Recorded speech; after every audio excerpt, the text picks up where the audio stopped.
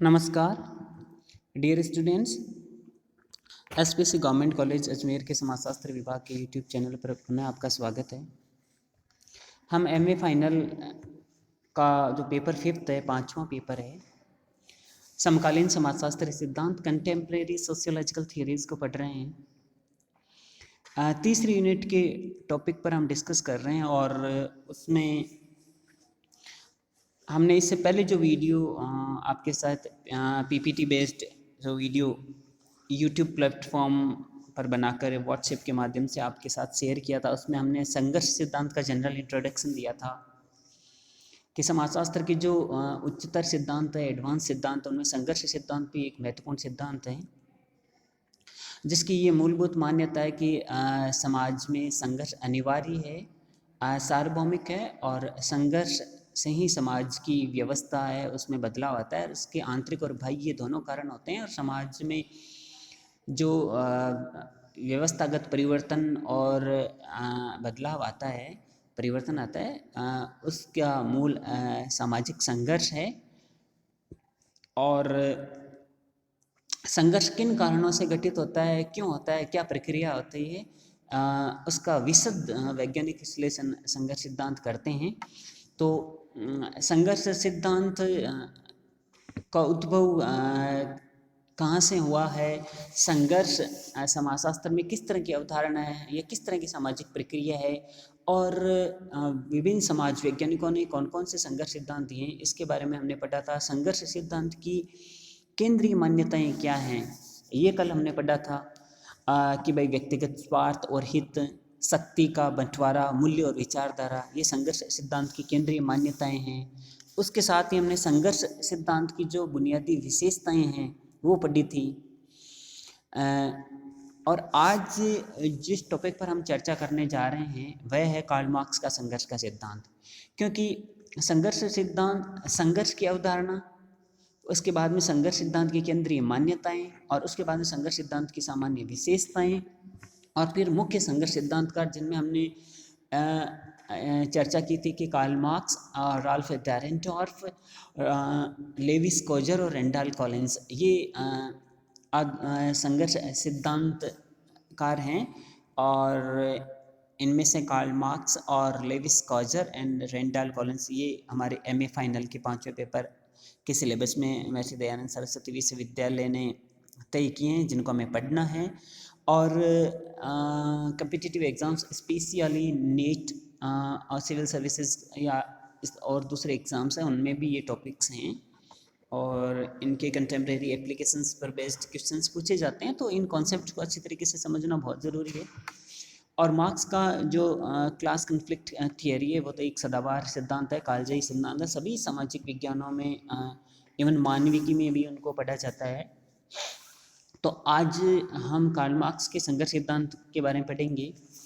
Dear students, आपने UG में जो पहला पेपर है, यूजी मीन्स अंडर ग्रेजुएशन यानी बीए के दौरान जो पहला पेपर है समाजशास्त्र के सिद्धांत, उसमें सामाजिक परिवर्तन का सिद्धांत पढ़ा होगा। उसमें हमने देखा कि कार्ल मार्क्स का भी सामाजिक परिवर्तन का सिद्धांत है और कार्ल मार्क्स का ये कहना है कि संघर्ष समाज में अनिवार्य है, सार्वभौमिक है और इसका मूलभूत कारण है वो वर्ग संघर्ष है। आज तक के इतिहास में सभी समाजों का जो इतिहास है वो वर्ग संघर्ष का इतिहास रहा है और ये वर्ग संघर्ष उत्पादन संबंध और उत्पादन शक्ति यानी जो समाज की अति संरचना है, यानी कि जो समाज की अधोसंरचना है, यानी समाज की जो बुनियादी संरचना है वो उत्पादन प्रणाली है, यानी जिसमें उत्पादन संबंध आते हैं, उत्पादन शक्तियाँ आती हैं, ये समाज की अधोसंरचना है। इसमें असंतुलन, तनाव के कारण संघर्ष होता है, क्रांति होती है, उसके कारण समाज की जो ऊपरी संरचना है, अधिसंरचना है, उसमें बदलाव आता है। तो इस प्रकार कार्ल मार्क्स का जो सामाजिक परिवर्तन का सिद्धांत है वो भी वर्ग संघर्ष के सिद्धांत से ही संबंधित है। बिल्कुल सरल भाषा में हम यूँ कहें तो कार्ल मार्क्स का ये कहना है कि समाज में सामाजिक परिवर्तन का बुनियादी, मूलभूत, सर्वप्रथम कारण वर्ग संघर्ष है और ये अनिवार्य है, आज तक के इतिहास में ऐसा रहा है, आगे भी ऐसा ही होगा, ऐसा कार्ल मार्क्स का मानना है। तो वो सामाजिक परिवर्तन के सिद्धांत की व्याख्या इस तरह करते हैं कि इस कारण समाज में परिवर्तन घटित होता है। समाज की संरचना, समाज कि जो नींव है वो ही इस तरह की होती है कि वो संघर्ष को उत्पन्न करती है और उससे नई उत्पादन प्रणाली आती है, नई सामाजिक व्यवस्था आती है और समाज में परिवर्तन घटित होता है। तो वर्ग संघर्ष का जो इनका सिद्धांत है वो एक कालजयी शास्त्रीय सिद्धांत है जिसको सभी समाज वैज्ञानिकों में, इवन मानविकी में भी पढ़ा जाता है। आज हम कार्ल मार्क्स के संघर्ष सिद्धांत को, कन्फ्लिक्ट थ्योरी को समझने का प्रयास करेंगे। कार्ल मार्क्स का जो संघर्ष सिद्धांत है, इसका जो मूल उद्देश्य है वो ये है कि आम आदमी जो मजदूर है, गरीब है, उसके ऊपर जो प्रभुत्व है, आधिपत्य है, जो उसका जो शोषण हो रहा है, उससे मुक्ति दिलवाना, ये उनकी केंद्रीय समस्या है मार्क्स की। और रेमंड एरन प्रख्यात समाज वैज्ञानिक हुए हैं, उनकी पुस्तक है मेन करेंट्स इन सोशियोलॉजिकल थॉट, उसमें उन्होंने बहुत ही सटीक टिप्पणी की है। उनका ये कहना है कि जो कार्ल मार्क्स का जो समाजशास्त्र है वो वास्तव में वर्ग संघर्ष का समाजशास्त्र है। वर्ग संघर्ष इनकी केंद्रीय थीम है, सेंट्रल थीम है मार्क्स के सिद्धांत की। मार्क्स का ये कहना है कि जो समाज की संरचना है उसका वास्तविक आधार उत्पादन प्रणाली है, आर्थिकी है, यानी कि जो उत्पादन शक्ति से, उत्पादन संबंधों से मिलकर बनती है वो समाज की अधोसंरचना है, सब स्ट्रक्चर है, यानी समाज की नींव है, पूरा समाज का सिस्टम, समाज की व्यवस्था इसी अधोसंरचना पर, सब स्ट्रक्चर पर टिकी हुई है, जो कि उत्पादन संबंधों से, उत्पादन शक्ति से मिलकर बनती है। इसी को ही हम उत्पादन प्रणाली कहते हैं। और मार्क्स का यह कहना है कि कम्युनिस्ट मैनिफेस्टो जो उन्होंने 1848 में लिखी थी, उसमें उनका एक कालजयी वक्तव्य है कि आज तक के सभी समाजों के इतिहास वर्ग संघर्ष का इतिहास है। और इस वर्ग संघर्ष का परिणाम ये होता है कि या तो समाज का क्रांतिकारी पुनर्निर्माण होता है या समाज का विनाश हो जाता है। तो वर्ग संघर्ष एक अनिवार्य तत्व उनके सिद्धांत का है। तो वो कहते हैं कि आज तक का जो इतिहास है, यानी प्रत्येक युग में समाज में दो वर्ग रहे हैं, एक शोषक वर्ग रहा है और एक शोषित वर्ग रहा है, या दूसरे शब्दों में, सरल शब्दों में कहेंगे, एक शासक वर्ग रहा है और एक शासित वर्ग रहा है। और आधुनिक पूंजीवादी युग के संदर्भ में देखें तो एक बुर्जुआ वर्ग है जिसका संसाधनों पर, उत्पादन प्रणाली पर, आर्थिकी पर प्रभुत्व है, आधिपत्य है। और एक दूसरा सर्वहारा वर्ग है जो मजदूर है, गरीब है, जो मेहनत मजदूरी करके जीवन यापन कर रहा है, अपने जीवन को बेहतर बनाने के लिए संघर्ष कर रहा है। और बुर्जुआ और सर्वहारा यानी शोषक और शोषित, यानी शासक और शासित, इनमें सदैव संघर्ष चलता रहता है अपने अपने हितों को। आधुनिक पूंजीवादी युग के संदर्भ में बात करें तो जो बुर्जुआ वर्ग है वो संसाधनों पर आधिपत्य बनाए रखना चाहता है, अधिक से अधिक लाभार्जन करना चाहता है, अधिक से अधिक धन संपदा संसाधन जुटाना चाहता है, अधिक से अधिक शक्तिशाली और प्रतिष्ठित बनना चाहता है। और उसका ये मानना है कि धन और संसाधनों पर आधिपत्य से ही ये प्रतिष्ठा, राजनीतिक और अन्य शक्तियाँ हासिल की जा सकती हैं। और दूसरी तरफ मजदूर वर्ग है, वो दिन रात संघर्ष करता है, बहुत कठिन परिश्रम करके जीवन यापन करता है, और वो अपने जीवन स्तर को, अपनी कार्य दशाओं को, अपने वेतन, आय, मजदूरी को बढ़ाना चाहता है, क्योंकि वो जीवन संघर्ष से जूझ रहा होता है। तो वो अपने हितों के लिए आगे बढ़ता है, बात मनवाना चाहता है। तो इन दोनों के हितों में टकराहट होता है, यानी कि कॉन्ट्राडिक्शन होता है, आपस में विरोध होता है, और विरोध संघर्ष का रूप लेता है। और संघर्ष का चरम रूप होता है क्रांति, और क्रांति से फिर उत्पादन प्रणाली और जो समाज की संरचना है, यानी अधोसंरचना और अतिसंरचना, दोनों ही पूरी तरह बदल जाती है और एक नए समाज का आविर्भाव होता है, समाज का पुनर्निर्माण होता है, नए युग का आविर्भाव होता है। ऐसा कार्ल मार्क्स का मानना है। इस तरह समाज में निरंतर परिवर्तन चलता रहता है, और एक आने वाला समय ऐसा होगा जिसमें आधुनिक पूंजीवादी युग के बाद में उनका ये कहना है कि वर्ग संघर्ष से एक नए युग की स्थापना होगी, जिसको वो साम्यवाद का नाम देते हैं, जो वर्ग विहीन, शोषण विहीन अवस्था होगी, जिसमें किसी भी तरह का अन्याय, शोषण नहीं होगा, किसी तरह के वर्ग नहीं होंगे। ऐसा उनका मानना है, जो अभी तक इस तरह का इतिहास में कोई प्रमाण देखने को मिला नहीं है। अभी की जो स्थिति है उनको देखते हुए अभी तक इस तरह की स्थिति आई नहीं है जैसा कि मार्क्स ने कल्पना की थी। तो ये मार्क्स का जो वर्ग संघर्ष का बुनियादी सिद्धांत है, जिसकी चर्चा उन्होंने अपनी पुस्तक Das Kapital, communist manifesto, critic of political economy और द जर्मन आइडियोलॉजी, इनमें की है। जर्मन आइडियोलॉजी जो पुस्तक है उन्होंने उनके अपने मित्र फ्रेडरिक एंजल्स के साथ मिलकर 1867 में लिखी थी और 1867 में ही दास कैपिटल पुस्तक आई थी। कम्युनिस्ट मैनिफेस्टो है ये 1848 में लिखती थी, उससे बहुत पहले की पुस्तक है ये।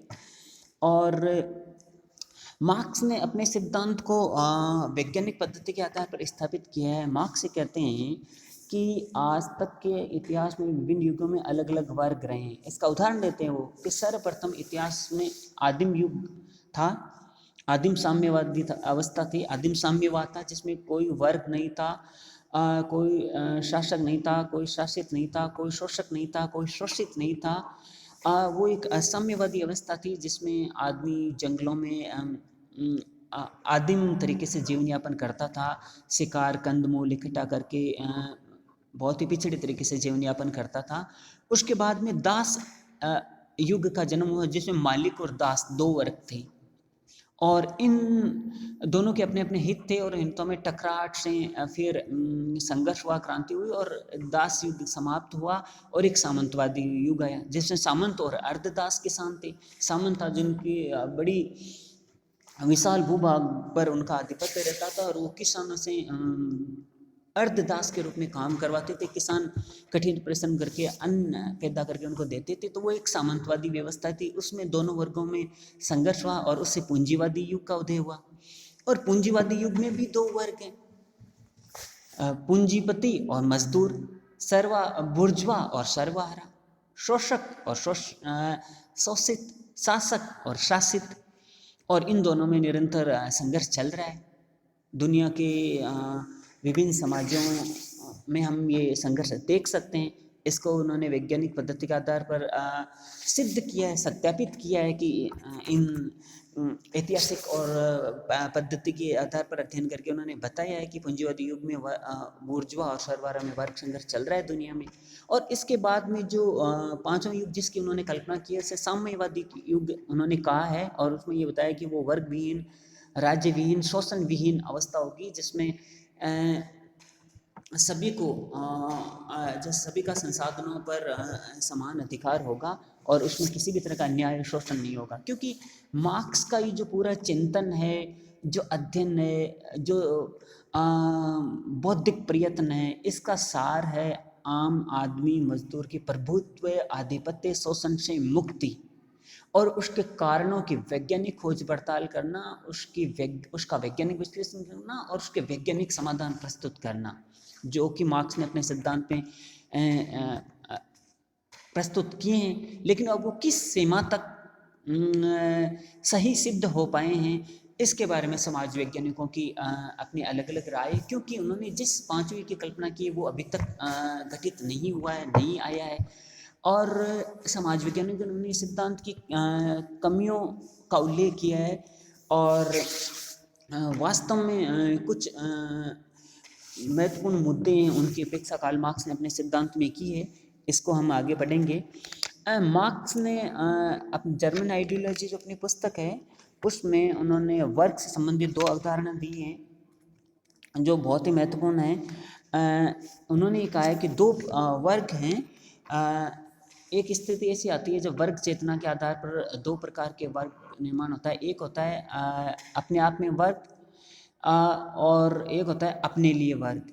यानी कि जब एक ही पेशे वाले लोगों का संगठन होता है, जैसे मालिक वर्ग इकट्ठे हो जाते हैं, मजदूर वर्ग इकट्ठे हो जाते हैं, तो वो है अपने आप में वर्ग, क्लास इन इटसेल्फ, अपने आप में वर्ग, जिसमें एक ही वर्ग वाले लोग होते हैं, एक ही हितों वाले लोग होते हैं, वो एक ही पेशे वाले लोग होते हैं, एक ही संगठन में होते हैं, वो एकजुट हो जाते हैं।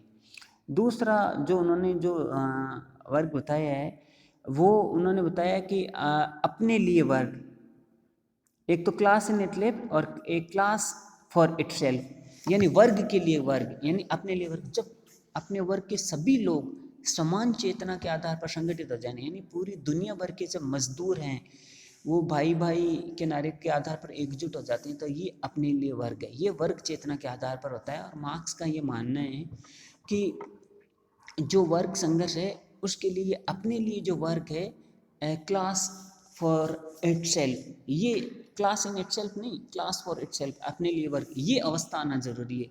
जब पूरी दुनिया के मजदूर एकजुट हो जाते हैं तब भी वास्तव में वास्तव के वर्ग संघर्ष की शुरुआत होती है, फिर क्रांति, सामाजिक क्रांति होती है और उससे सामाजिक परिवर्तन आता है, उत्पादन प्रणाली बदल जाती है, समाज की अधोसंरचना बदल जाती है और उसी के ऊपर समाज की अधिसंरचना यानी ऊपरी संरचना टिकी हुई, जिसमें ज्ञान, विश्वास, कला, नैतिकता, दर्शन, धर्म, राजनीति, संस्कृति, मूल्य, कानून सब कुछ आ जाते हैं। वो सब अधोसंरचना यानी समाज की बुनियादी संरचना यानी उत्पादन प्रणाली पर ही टिके हुए रहते हैं। जब उत्पादन प्रणाली ही बदल जाती है तो समाज की ऊपरी संरचना यानी कि जो अधिसंरचना है वो पूरी तरह बदल जाती है। तो इस तरह मार्क्स है वो अपने संघर्ष सिद्धांत की व्याख्या करते हैं। डायग्राम से भी हम अपनी बात को प्रेजेंट कर सकते हैं परीक्षा के अंदर। डायग्रामेटिक अप्रोच आपको इस्तेमाल करनी चाहिए और कुछ सवालों का जो उत्तर है उनका रिप्रेजेंटेशन यानी कि उनका जो प्रेजेंटेशन है वो डायग्राम से बहुत प्रभावशाली बन जाता है, इसलिए इसका आप ध्यान रखें। कभी कभी इन चीज़ों को आपको काम में लेना चाहिए, तो ये भी हमें ध्यान रखना है।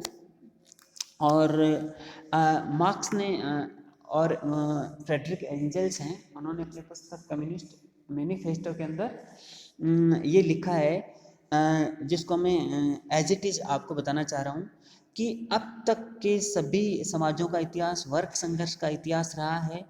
स्वतंत्र मनुष्य और दास, पेडिशियन और प्लेबियन, सामंत और भूदास, शिल्प संघ का उस्ताद व कारीगर, मजदूर तथा कारीगर, संक्षिप्त में शोषक और शोषित बराबर एक दूसरे का विरोध करते आए हैं, कभी छिपकर कभी प्रकट रूप से लगातार एक दूसरे से लड़ते रहे हैं और इस संघर्ष का, लड़ाई का अंत हर बार पूरे समाज के क्रांतिकारी पुनर्निर्माण में या संघर्षरत दोनों ही वर्गों की बर्बादी में हुआ है। इसका जिक्र मैंने आपको पहले ही किया था कि मार्क्स ऐसा कहते हैं और ये उनके सिद्धांत का सार है कि वर्ग संघर्ष से ही समाज का क्रांतिकारी पुनर्निर्माण होता है। या तो समाज के दोनों वर्ग समाप्त हो जाते हैं या उसका क्रांतिकारी पुनर्निर्माण हो जाता है। तो ऐसा उन्होंने ऐतिहासिक पद्धति के आधार पर स्थापित किया है। अब जहाँ तक बात उनके सिद्धांत की है उसकी समीक्षा की है, तो जो अन्य समाज वैज्ञानिक है जिसमें राल्फ डैरेंडॉर्फ है, लेविस कोजर है, रेंडाल कॉलिंस हैं, इन्होंने अपनी पुस्तकों, जैसे उदाहरण के लिए राल्फ डैरेंडॉर्फ है, उन्होंने class and class conflict in industrial society, साथ ही लेविस कोजर है, उन्होंने अपनी पुस्तक the functions of social conflict, इसी तरह रेंडाल कॉलिंस ने अपनी पुस्तक conflict sociology and explanatory science, इसमें उन्होंने ये कहा है कि कार्ल मार्क्स है वो आर्थिक कारक को ही निर्णायक मानते हैं और गैर आर्थिक कारकों की उपेक्षा करते हैं।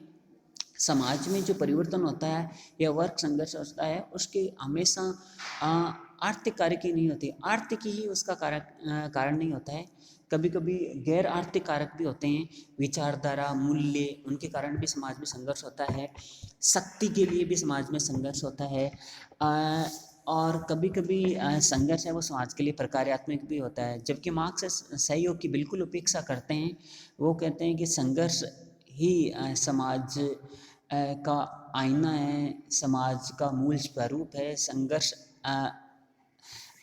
से ही समाज में क्रांतिकारी पुनर्निर्माण होता है, समाज में परिवर्तन होता है। ऐसा नहीं है, सहयोग से भी समाज में परिवर्तन घटित होता है, सहयोग भी समाज की जो व्यवस्था उसमें बदलाव लाता है, और गैर आर्थिक कारक होते हैं वो भी समाज में बदलाव लाते हैं।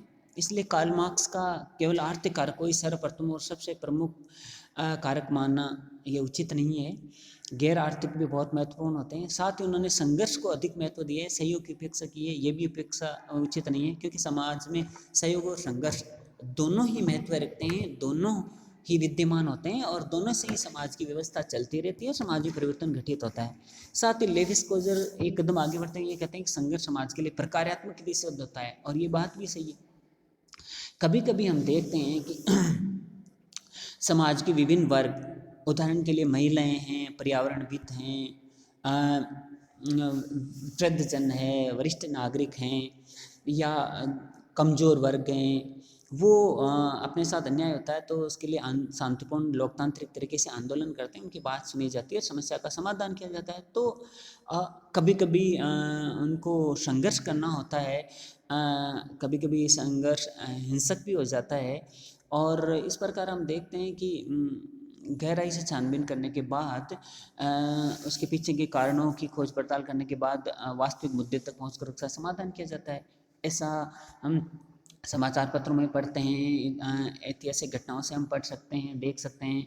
तो संघर्ष समाज के लिए प्रकार्यात्मक भी होता है, वो दुष्प्रकार्यात्मक नहीं होता, विघटन ही नहीं लाता, समाज के वर्गों का विनाश ही नहीं करता है, वो पुनर्निर्माण भी करता है।